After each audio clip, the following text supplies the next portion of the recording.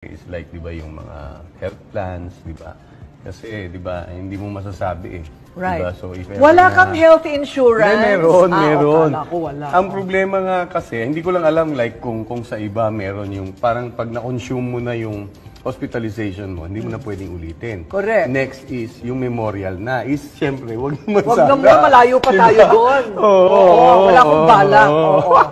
So yun, Okay. malaking bagay yun. Pero hanggat maaari, parang mas maganda kung andyan lang siya, di ba? Hindi mo siya gagamitin. Correct. Pero tama ka, isa na namang advocacy ako yan. Kailangan talaga may health insurance. Yes. So, It's very totoo important yan. Yeah. kasi kung wala kang health insurance, dyan ka na mauubos. Correct. At maraming tao, hindi nila naiisip na bago ka mamatay, magkakasakit ka muna.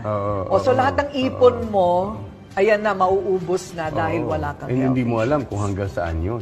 Yes. Diba? Kasi kadalasan, nanganganak yan. Parang, eto lang muna yung sakit mo. Madadamay ito. Madadamay yan. Correct. Palaki ng palaki, di ba? Yes, oo. So, but, kinakailangan yun talaga.